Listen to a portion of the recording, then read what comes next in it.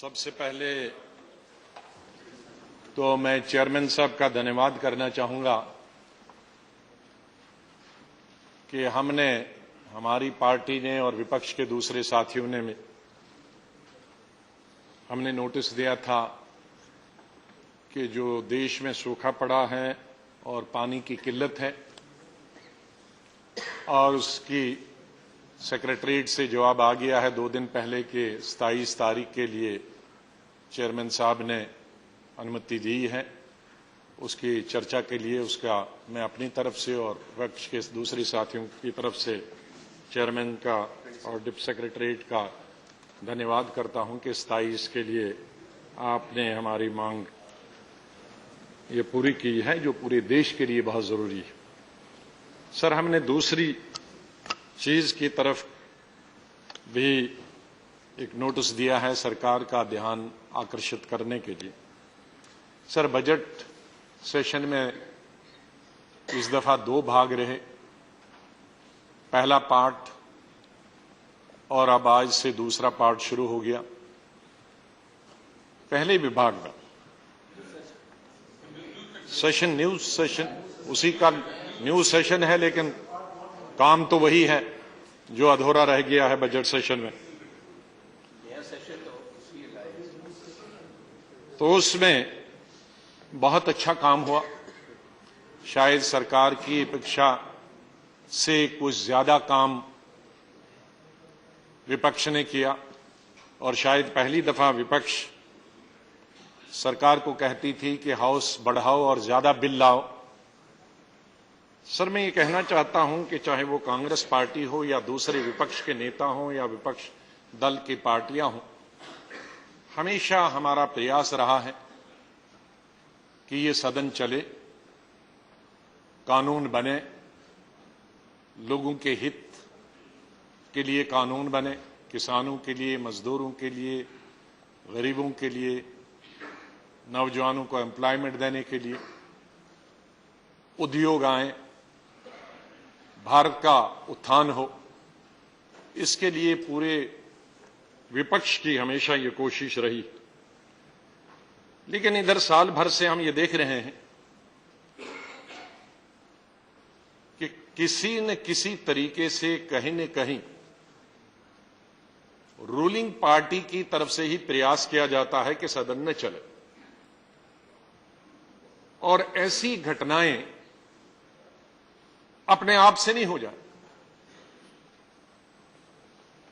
कोई ऐसी घटना हो जाए वो कुदरत की तरफ हो, उसे रोक नहीं सकता है कोई, लेकिन जानबूझकर केंद्रीय सरकार प्रोवोक करती है,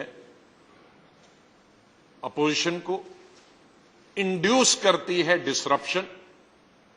मैंने कभी भी नहीं देखा कि सरकार अपने आप से सदन के दौरान या सेशन के कुछ दिन पहले ऐसी घटना या ऐसा वातावरण देश में पैदा करे जिसके चलते पार्लियामेंट न चले।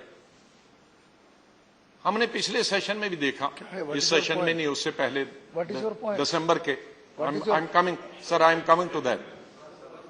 हमने जो अभी बजट सेशन देखा, उससे पहले हमने जो सेशन देखा था विंटर में, कि सेशन के बीच में किस तरह से एक चुनी हुई सरकार अरुणाचल प्रदेश में गिराई गई, किस तरह से स्पीकर को कुछ एमएलएज एक रेस्टोरेंट में मिलकर वहां विधानसभा बनाई गई रेस्टोरेंट में और स्पीकर को हटाया गया, किस तरह से एक बार में दूसरी दफा मिलकर कुछ एमएलएज ने मुख्यमंत्री को हटा दिया। ये इस तरह की घटनाएं, और तब तक केंद्रीय सरकार ने सांस नहीं लिया जब तक अपनी सरकार वहां स्थापित नहीं की, तब तक वो पीछे हटे नहीं। जब उन्होंने अपनी सरकार स्थापित की तो फिर शांति हो गई, इनके दिल को तसल्ली आ गई और फिर पार्लियामेंट भी चला। उसके बावजूद भी हमने बजट सेशन चला। सर, अब हम इस सेशन की तैयारी कर रहे थे सभी, न सिर्फ मेरी पार्टी लेकिन पूरे विपक्ष, कि जो बिल रह गए हैं शायद बजट सेशन में हमने पास नहीं की। जिन विषयों पे चर्चा नहीं हुई थी शायद उनमें हम इस सेशन में चर्चा करेंगे। लेकिन ठीक शायद भारत के इतिहास में हमारे साथी कहेंगे कि बहुत दफा राष्ट्रपति रूल देश में लगा है। हां, लगा है, लेकिन इस तरीके से, इस क्रूड तरीके से नहीं लगा। राष्ट्रपति शासन लगा है देश, मैं उससे इनकार नहीं कर सकता, लेकिन उसके लिए भी कोई कायदा कानून होता।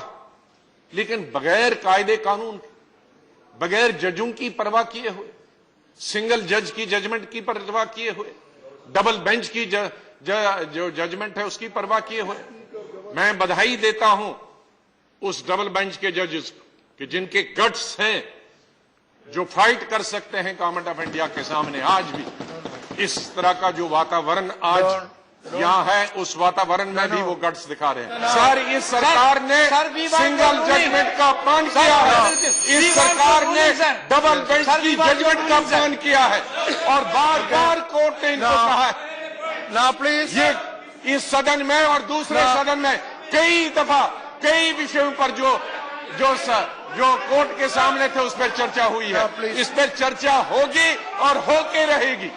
इस तरह से लोकतंत्र का अपमान और लोकतंत्र का कत्ल नहीं किया जा सकता है। आप डेमोक्रेसी का कत्ल इस तरह से नहीं कर सकते हैं। एक के बाद एक नहीं गिरा सकते कांग्रेस पार्टी।